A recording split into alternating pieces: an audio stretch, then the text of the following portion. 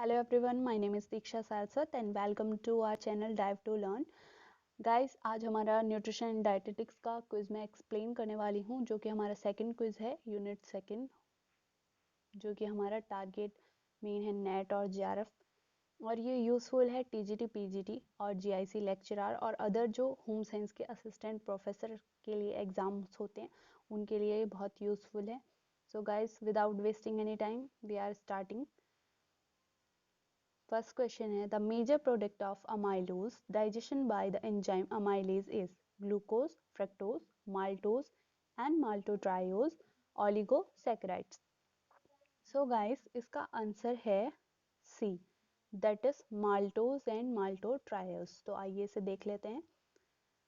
Amylose and amylopectin, तो ये आपको पता ही है कि जब स्टार्च हमारे बॉडी में जाकर ब्रेक डाउन होता है तो क्या होता है, अमाइलोज एंड अमाइलोपेक्टिन उसके दो भागों में वो आ जाता है. तो amylose and amylopectins are hydrolysed into small fragments through the action of alpha amylase. Alpha amylase जो कि हमारे सलाइवरी ग्लैंड्स में से सिक्रेट होता है या फिर और जितने भी सारे स्पीशीज़ हैं उनमें कहाँ से आता है, वो पेनक्रियाज में आता है, पेनक्रियाज से आता है. एंड इसको हम टाइलिन भी बोलते हैं. amylase cleaves only internal alpha 1,4 glycosidic bonds, thereby reducing starch to three different oligosaccharides. कौन कौन से हैं वो? maltose, maltotriose and a group of alpha limit dextrins which contain branch points from amylopectin. तो इसका जो ब्रेकडाउन होता है जब, तो किस में होता है? माल्टोज में, माल्टोट्राइज में और डेक्स्ट्रिन में. नेक्स्ट है which one of the following physiologically important classes of metabolites is produced by bacterial fermentation of non-digestible carbohydrates in the large intestine. तो इनमें से कौन सा ऐसा प्रोडक्ट है जो कि बैक्टीरियल फर्मेंटेशन, जो हमारे नॉन डाइजेस्टेबल कार्बोहाइड्रेट्स हैं उसके बाद वो प्रोड्यूस होता है? तो वो है हमारा शॉर्ट चेन फैटी एसिड्स. तो वैसे हमारे ऑप्शंस थे short chain fatty acid, long chain fatty acid, pile acids और अमीनो एसिड. तो अमीनो एसिड्स नहीं होगा क्योंकि ये प्रोटीन के ब्रेकडाउन से होता है और अमीनो एसिड्स नहीं बनते हैं. आपको पता है जब एक्सेस हमारा प्रोटीन होता है, अमीनो एसिड्स भी होते हैं, तो वो ज़्यादातर जो होता है फैटी एसिड्स में सिंथेसाइज हो जाते हैं, बट अमीनो एसिड में सिंथेसाइज नहीं होते हैं. बाइल एसिड इसका आंसर नहीं है. तो बेसिकली ये जो जब वो कोलन में होता है, इसका जो सिंथेसिस होता है वो कॉलन में होता है. तो let's discuss it. Indigestible carbohydrates includes cellulose, hemicellulose and pectin etc.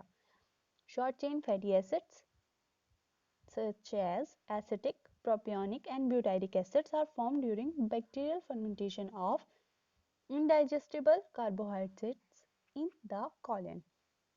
So guys, I hope ये आपको explain हो आपको clear हो गया होगा. Next है maple syrup urine disease is caused by a genetically determined inability to break down sucrose, fructose, phenylalanine और branch chain amino acids. तो इसका आंसर हमारा फोर्थ है. लेट्स डिस्कस कर लेते हैं इसको. Maple syrup urine disease is an autosomal recessive inherited metabolic disorder involving the branch chain amino acids. तो ये गाइस, आपने अगर मेरे चैनल पर क्विज अटेम्प्ट किया है तो ये क्वेश्चन मैंने बहुत बार पूछा है और बहुत बार आपको एक्सप्लेन भी किया है कि ये ब्रांच चेन अमीनो एसिड्स होते हैं. कौन कौन से होते हैं? Leucine, isoleucine and valine. Defects in the mitochondrial branch chain alpha keto acid dehydrogenase complex result in elevated levels of leucine and particularly isoleucine and valine. So इसमें क्या होता है, जो अल्फा कीटो एसिड डिहाइड्रोजनेस की हमारे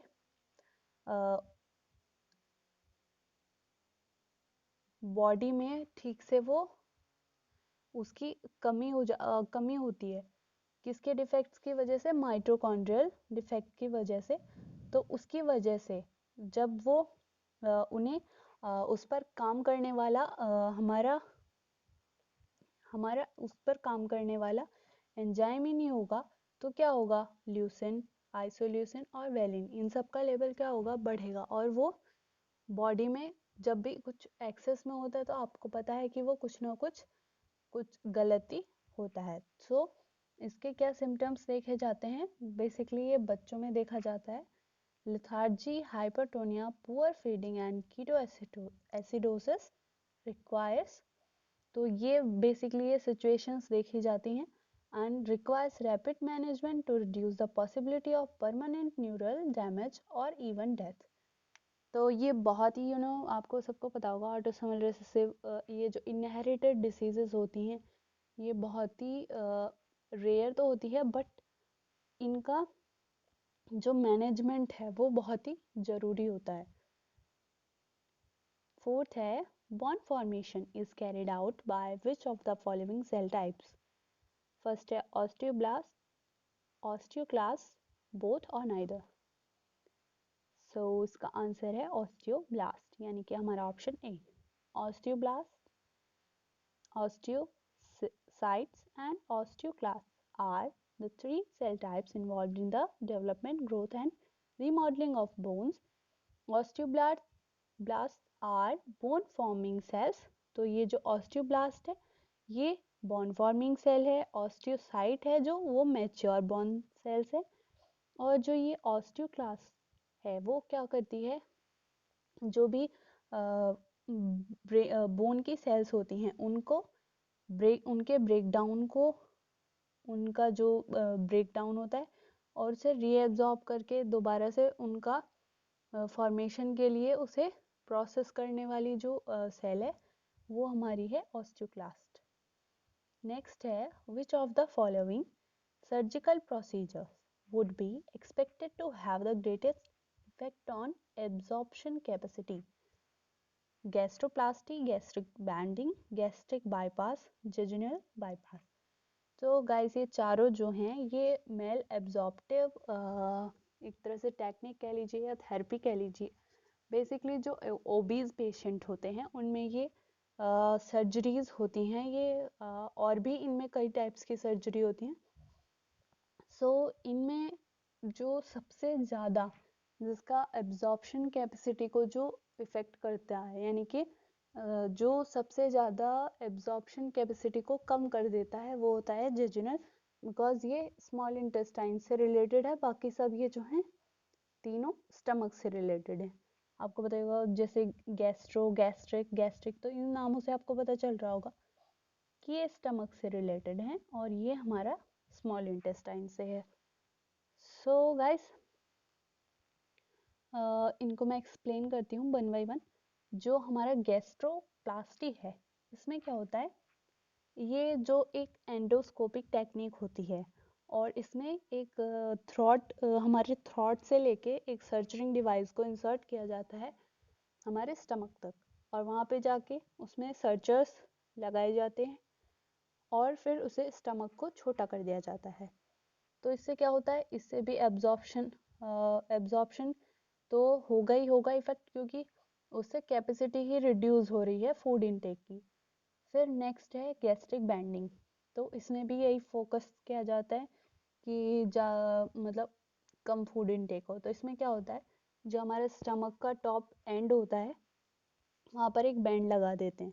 उस band के लगाने से क्या होता है कि एक स्मॉल पाउच वहाँ पर बन जाता है जो कि फूड को होल्ड करेगा, and it limits the intake of food so that you eat a very little amount of food but you feel very you know आपको ऐसा लगेगा कि मैंने बहुत सारा खा लिया है और आपका और कुछ खाने का मन नहीं होगा। तो एक छोटा सा अमाउंट खाने के बाद भी आपको एकदम से फुल वाली फीलिंग आएगी।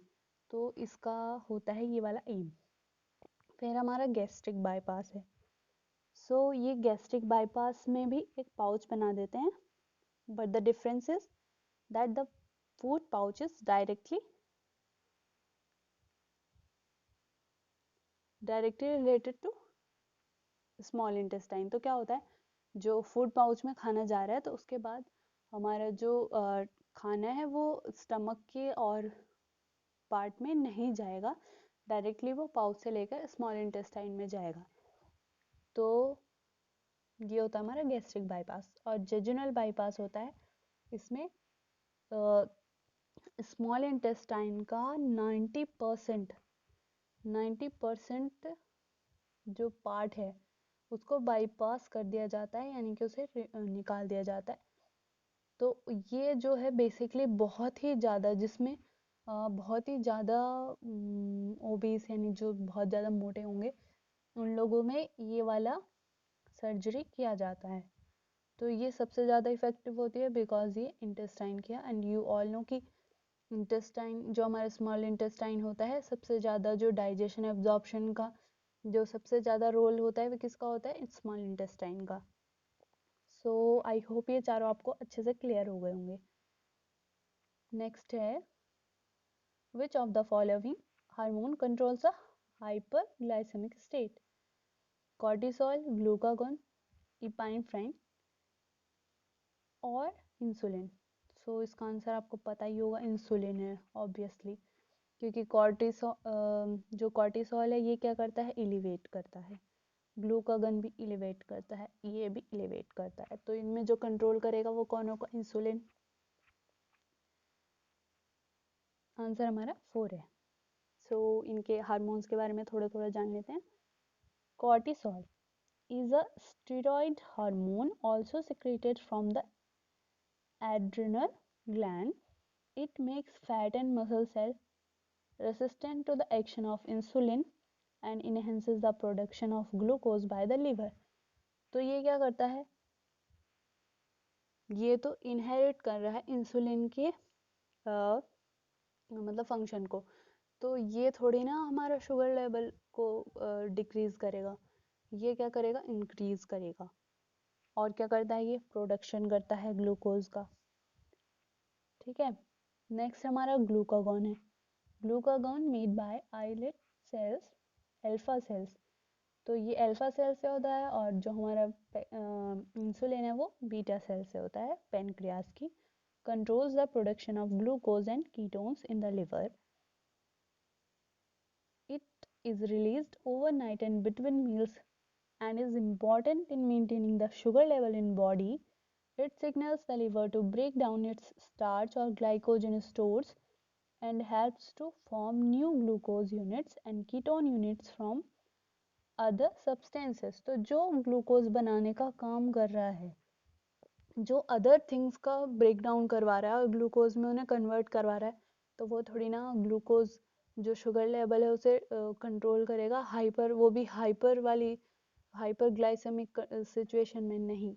तो वो कंट्रोल भले ये बैलेंस करता है, बट ये हाइपरग्लाइसेमिक वाली कंडीशन में कंट्रोल नहीं करता है। ठीक है, it also promotes the break down of fats in fat cells. तो ब्रेक डाउन होने के बाद क्या होता है, उसे ग्लूकोज में ही कन्वर्ट करता है। नेक्स्ट है इपाइनेफ्राइन, इसको एड्रेनलिन भी बोलते हैं। Is release from nerve endings and the adrenal gland and acts directly on the liver to promote sugar production via glucogenolysis. Epinephrine also promotes the breakdown and release of fat nutrients that travel to the liver and that are converted into sugar and ketones. तो fat को क्या convert करने का काम है इसका, sugar ketones में। तो ये तो हुआ नहीं ना, ये भी उल्टा ही काम कर रहा है, ऑपोजिट, इंसुलिन के ऑपोजिट वर्क कर रहा है ये। इंसुलिन, ये तो आपको पता ही होगा ऑब्वियसली। इंसुलिन हेल्प्स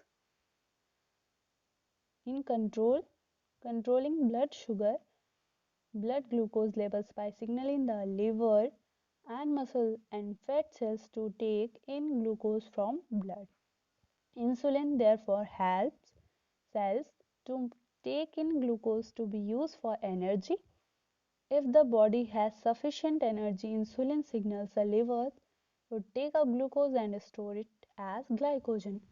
तो जो बॉडी में एक्सेस ग्लूकोज है उसे स्टोर करा रहा है ताकि बॉडी में लेवल उसका मेंटेन रहे, तो वही तो काम करेगा ना हाइपर ग्लाइसेमिक सिचुएशन में उसे कंट्रोल करने का। तो इसलिए हमारा आंसर है इंसुलिन। बाकी सब तो किसी ना किसी का हाइड्रोलाइसिस करके या किसी को ब्रेक डाउन करके क्या बना रहे हैं, ग्लूकोज बना रहे हैं, तो वो तो काम नहीं करेंगे ना उस सिचुएशन में। तो इसीलिए हमारा आंसर है इंसुलिन। नेक्स्ट है मैच द फॉलोइंग। तो यहाँ पर ये न्यूट्रिएंट्स हैं एंड साइंस। सो पहला है राइबोफ्लेविन, फ्लोराइड, आयोडीन, नियासिन। और साइन एंड सिम्टम्स दे रखे हैं, पेलाग्रा, मैजेंटा टंग, मोटल डिनेमल और मेंटल रिटार्डेशन।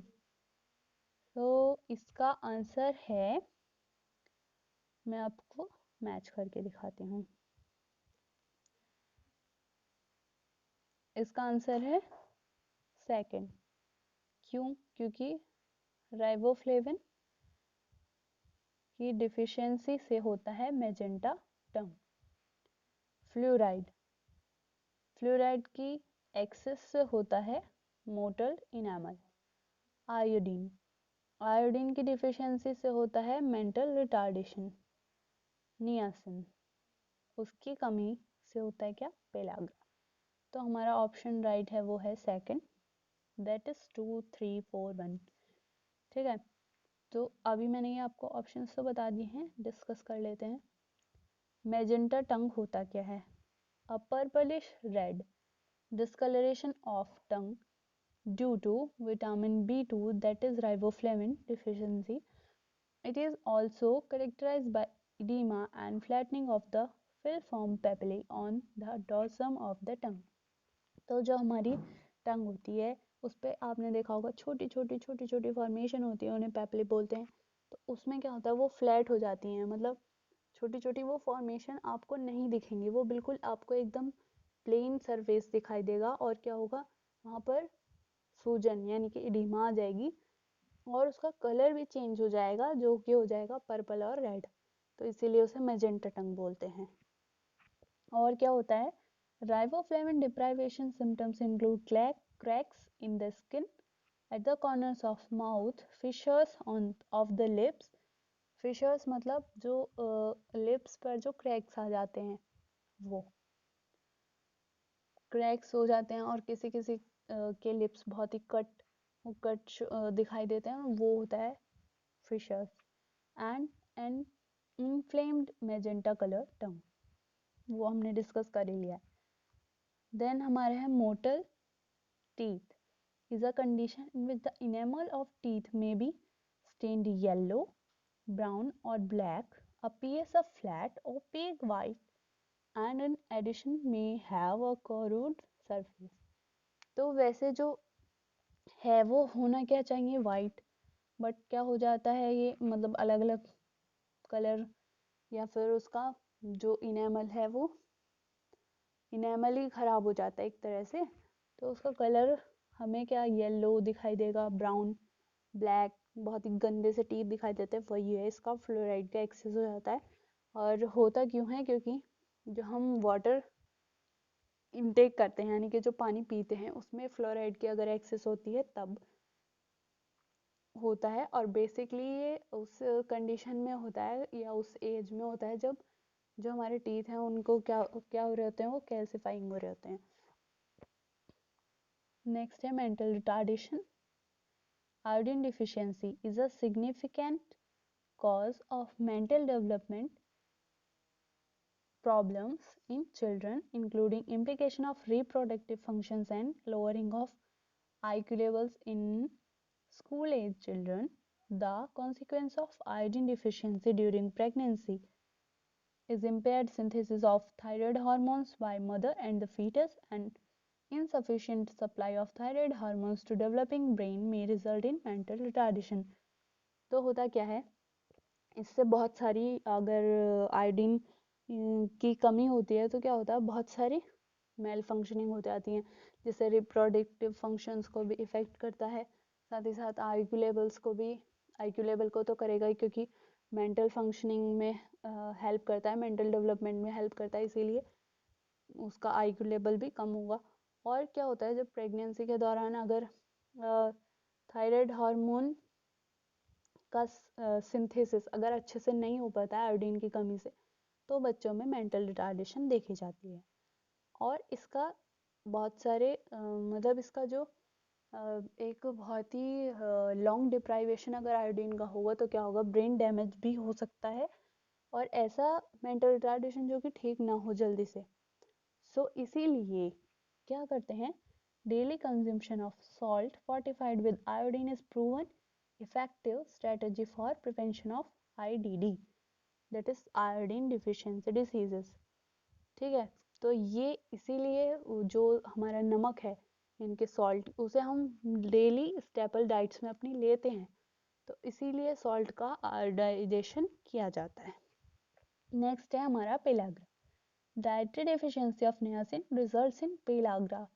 बेसिकली इसे 3D डिसीज बोलते हैं, जो कि कौन कौन सी होती हैं, dermatitis, diarrhoea, dementia and eventually death if not treated by giving niacin, therefore it is called 3D syndrome और 4DS disease, मतलब चौथा स्टेज उसका डेथ होता है। नेक्स्ट क्वेश्चन है, presence of RBC in urine is known as proteinuria, haematuria, urolithiasis या nephritis. इसका answer बहुत ही सिंपल था, दैट इज हिमेटोयूरिया। हीम मतलब हीमोग्लोबिन, तो आरबीसी होगी तो क्या होगा, हिमेटोयूरिया ही आंसर होना है। प्रोटीन, अगर अमीनो एसिड अगर आएगा तो क्या होगा, अमीनो एसिड्स आएंगे, या यूरिया अधिक आएगा उसमें तो प्रोटीन यूरिया। और नेफ्राइटिस ये कंडीशन है किडनी डिसीजेस की, यूरोलिथियासिस ये हमारा उसमें मतलब वो होना, फॉर्मेशन उसका क्या कहते हैं उसको, stones. Okay, Hematuria is the presence of RBCs in urine. If there are enough red cells, the urine can become bright red, pink और cola color। वैसे जो मतलब सीवियर कंडीशन में ये इसका रेड या फिर पिंक या कोला कलर का दिखाई देता है, वैसे अगर उसमें स्टार्टिंग में अगर थोड़ा बहुत सिक्रेट हो रही हैं वो उसके यूरिन के थ्रू और आरबीसीज, तो वो वाइट ही होता है, मतलब जो होता है नॉर्मल यूरिन, उसमें ऐसे नहीं पता चलता है, माइक्रोस्कोपिक एनालिसिस के थ्रू उसके थ्रू पता चलता है। The causes of haematuria are urinary tract infections, kidney stones and tumours either in kidney और ब्लैडर। तो इसके कॉजेज क्या क्या होंगे, वो यूटीआई इन्फेक्शन, किडनी स्टोन और ट्यूमर्स होंगे। नेक्स्ट है, which foods come under the category of protective and regulatory food groups? Sugar and sugar products बिल्कुल नहीं होंगे, pulses and legumes, cereals and products, vegetables and fruits। तो protective और regulatory food होते क्या हैं, वो होते हैं हमारे मिनरल एंड वाइटामिन्स। उनके रिच सोर्सेस क्या हैं, वेजिटेबल्स एंड फ्रूट्स। तो हमारा आंसर होगा fourth. Vegetables and fruits are rich in protective and regulatory nutrients that are vitamins and minerals. Our body requires vitamins and minerals for various vital processes of life and formation of blood and bones and teeth. So it's very simple. Okay, next है match the following। तो यहाँ पर food दिया है और ये bioactive compounds दिए हैं। फर्स्ट है watermelon, orange, broccoli, carrot, spinach, and यहाँ दिया है glucosinolate, lycopene, flavonoids, lutein and carotene. तो इसका आंसर क्या होगा, जो हमारा वाटरमेलन है, सो वाटरमेलन में क्या होगा, वाटरमेलन में होगा लाइकोपीन, और ऑरेंज में होगा फ्लेवोनॉइड्स, ब्रोकली में है ग्लूकोसाइनोलेट, कैरेट में कैरोटीन, स्पिनच में ल्यूटिन। तो अगर आपने मेरा प्रीवियस वीडियो देखा है तो उसमें मैंने आपको बताया था ग्रीन लीफी वेजिटेबल्स होंगी तो वहाँ क्या होगा, ल्यूटिन होगा। और ये किसका टाइप है, ज़ैंथोफिल का। ठीक है, तो इसके अकॉर्डिंग, मैच के अकॉर्डिंग हमारा जो ऑप्शन है वो होगा सेकंड करेक्ट। चलिए इनको देख लेते हैं। यहाँ पे मैंने आपको ये टेबल दिया है, आप चाहें तो उसका स्क्रीनशॉट भी ले सकते हैं। तो जो रेड कलर होगा, और फाइटोकेमिकल का भी नाम दे रखा है लाइकोपीन, किस किस में पाया जाता है? Tomatoes, tomato product such as juice, soups, pasta, sauces. ठीक है। नेक्स्ट है red purple anthocyanin and polyphenols. Grapes में, ब्लैकबेरीज में red wine, raspberries, blueberries. Orange होगा तो फाइटोकेमिकल होगा alpha and beta carotene, carrots, mangoes and pumpkin. Orange yellow तो beta cryptoxanthin and flavonoids होंगे, cantaloupe, peaches, tangerines, papaya and oranges इसके fruits and vegetables. Yellow and green होगा तो lutein and zeaxanthin, spinach, avocado, honeydew melon. Green होगा तो glucosinolates and indoles, broccoli, bok choy, kale. White green colour होगा तो allyl sulphides, leeks, garlic, onions and chives. तो ये आप important है, मैं इसको इरेज कर देती हूँ, आप इसका स्क्रीनशॉट ले सकते हैं। ये इम्पॉर्टेंट है टेबल, और इससे एग्जाम में कई बार क्वेश्चंस भी आए हैं। सो गाइस नेक्स्ट क्वेश्चन पे चलते हैं। नेक्स्ट पे चलते हैं। When considering nutrition support for a malnourished patient, tube feeding should be started, oral nutrition support should be started right away, a combination of enriched food and oral nutritional support should be initiated, or enrichment of the regular food should be considered before initiating enteral nutritional therapy। तो देखिए इसका answer होगा third होगा इसका answer. तो tube feeding should be started.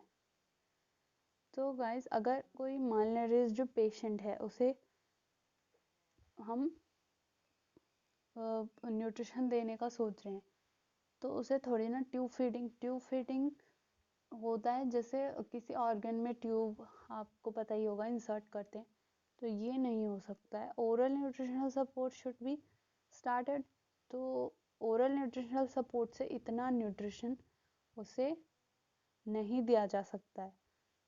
फिर जो है combination of enriched food and oral nutritional support, वो सही रहेगा, क्योंकि एनरिच्ड फूड भी दे रहे हैं और न्यूट्रिशनल सपोर्ट यानी कि उसे अलग से जो एक तरह से कॉम्प्लीमेंट्री फूड्स दे रहे हैं, सपोर्ट, न्यूट्रिशनल सपोर्ट के लिए अलग से सप्लीमेंट्स दे रहे हैं, वो ऑप्शन सही है। Enrichment of regular food should be considered before initiating enteral nutritional therapy. तो एंटेरल न्यूट्रिशनल थेरेपी क्यों देंगे हम उसे? वही तो हो गया वो ट्यूब फीडिंग। तो एनरिचमेंट ऑफ रेगुलर फूड, पहले एनरिच करके फूड देंगे और बाद में ट्यूब फीडिंग शुरू करने का, ये तो मतलब थोड़ा अजीब है ऑप्शन। तो ये थर्ड वाला ऑप्शन करेक्ट है। फिर है हमारा when the food is directly given in the veins it is called parenteral, enteral, intravenous और सेलाइन। ठीक है गाइस। सो इसका आंसर होगा पेरेंट्रल, क्योंकि वेन्स में दिया जा रहा है। तो वैसे एंट्रल न्यूट्रिशन आपको पता है ट्यूब फीडिंग होता है। Parenteral nutrition is given to patient directly in the veins. The nutrients are given in their basic forms.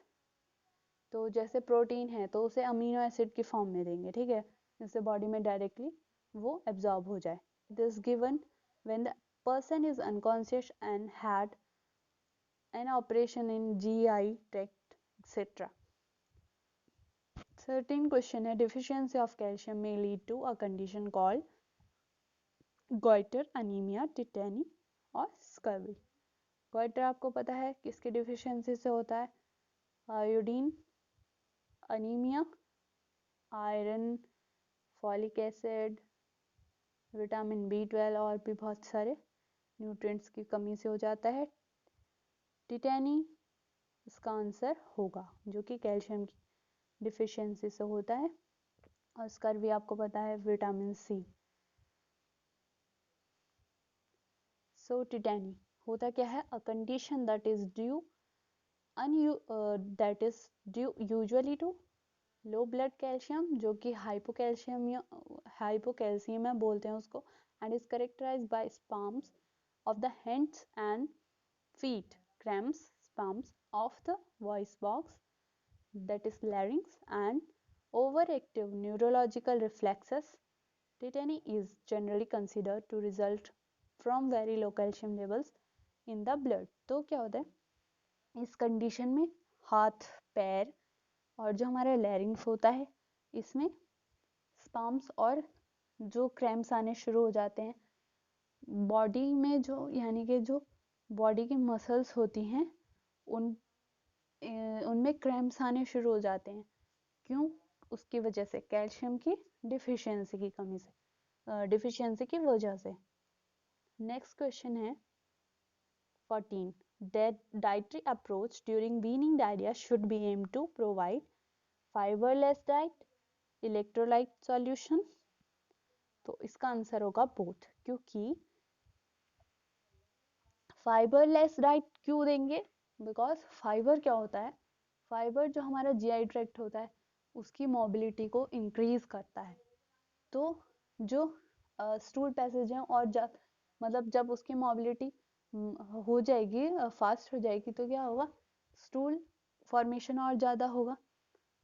और इलेक्ट्रोलाइट सॉल्यूशन इसलिए देते हैं क्योंकि जो बॉडी में बार बार स्टूल के थ्रू सब कुछ बॉडी के न्यूट्रिएंट्स और बाहर जा रहे हैं, तो उनको फुलफिल करना होता है काम। तो बेसिकली जो न्यूट्रिएंट्स होते हैं जैसे कैलोरी वगैरह हो गई, तो इनका बेसिक हम उससे दे रहे हैं, फूड के थ्रू जो भी हम से फीडिंग करा रहे हैं उनके थ्रू हो रहा है। बट जो इलेक्ट्रोलाइट सॉल्यूशन होता है वो इसलिए दिया जाता है कि जो हमारा निकल चुका है इलेक्ट्रोलाइट उसके स्टूल पैसेज के थ्रू, उसको हम मेंटेन कर सकें, ताकि जो हमारा जो नॉर्मल मेटाबॉलिज्म है वो अच्छे से होता रहे। सो डायरिया में क्या हम रिकमेंड करते हैं? A low residue diet. It is all about limiting fibers and other hard to digest foods such as fats and fried foods. A low residue diet decreases the total amount of stool while simultaneously reducing the frequency of bowel movements. वही जो मैं आपको बता रही थी। The reason behind giving electrolyte solution is to control electrolyte imbalance occur during diarrhea. Okay, तो ये बहुत सिंपल क्वेश्चन था। नेक्स्ट है the disease that affects the esophagus is peptic ulcer, GERD, anal fissures और both A and B। इसका answer होगा GERD। तो इसकी फुल फॉर्म होती है गैस्ट्रो ईसोफेगल रिफ्लक्स डिसीज, ठीक है, या डिसऑर्डर। तो इसको डिस्कस कर लेते हैं। Peptic ulcer are the sores that develop on the mucosal lining of the stomach and duodenum. मतलब पेप्टिक अल्सर होता है स्टमक में, हिंदी में बोलो तो जख्म बन जाता है, घाव, ठीक है। उनको हम वो अल्सर होते हैं बेसिकली, जो जख्म और घाव होते हैं। ईसोफेगस में भी हो जाते हैं, अगर ईसोफेगस में होगा तो उसे ईसोफेगल बोलेंगे, ठीक है। और अगर वो उसमें ड्यूडेनम में होगा तो ड्यूडेनल, बेसिकली ये पेप्टिक अल्सर तो ड्यूडेनम में भी हो जाता है क्योंकि ये इससे कनेक्ट होती है। फिर है हमारा GERD यानी कि gastro oesophageal reflux disease. It occurs when stomach acid frequently flows back into food pipe or esophagus, ठीक है। Anal fissure is a tear in the lining of anus. So इसका जो GERD है उसी का रिलेशन है किससे? ईसोफेगस से। नेक्स्ट, सो गाइस ये आज के हमारे क्वेश्चंस थे, पूरे 15 हमने डिस्कस कर लिए हैं फूड एंड न्यूट्रिशन के। So I request you to subscribe the channel. And अगर आपने टेलीग्राम चैनल ज्वाइन नहीं किया है तो आप उसे ज्वाइन कर सकते हैं। नेक्स्ट हम अभी हमने टेक्सटाइल का क्विज कर लिया है, नेक्स्ट हम अपैरल पर क्विज करेंगे। So guys please join it. And अगर आपको अच्छा लगा है तो please like share and subscribe. Thank you.